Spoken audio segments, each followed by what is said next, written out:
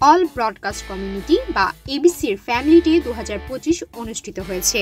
শুক্রবার 10 জানুয়ারি ঢাকার পূর্বাচলের একটি রিসোর্টে উৎসবমুখর পরিবেশে দিনটিকে উদযাপন করে এবিসি পরিবারের সদস্যরা।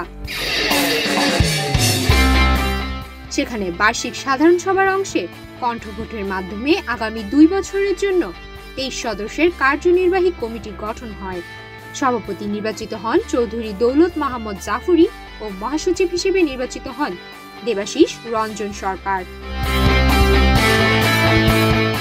এদেশের টেলিভিশন ও রেডিওর উপস্থাপকদের পাশে থেকে তাদের কল্যাণে কাজ করতে অল ব্রডকাস্ট কমিউনিটি বদ্ধপরিকর বলে জানান সংগঠনটির নেতারা।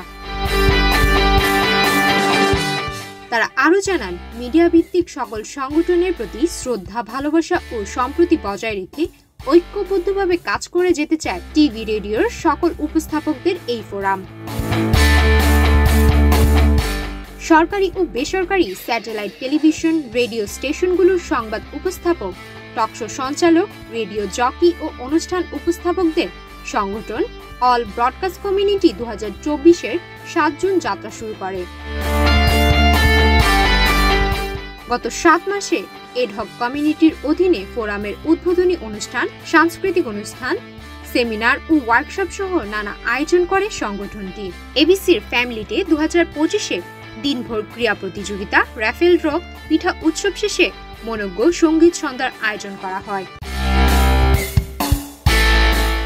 এতে মহামান্য রাষ্ট্রপতির প্রেস সচিব জনাব সারোয়ার আলম, বাংলাদেশ বেতার মহাপরিচালক SM জাহিদ ও পুলিশ নারী কল্যাণ সংস্থা পুরাকের সভানেত্রী আফরোজা হোসেন সহ বিভিন্ন টেলিভিশন চ্যানেল, রেডিও ও গণমাধ্যমের বিভিন্ন পর্যায়ের উপস্থাপক উপস্থাপিকারা এতে অংশগ্রহণ করেন।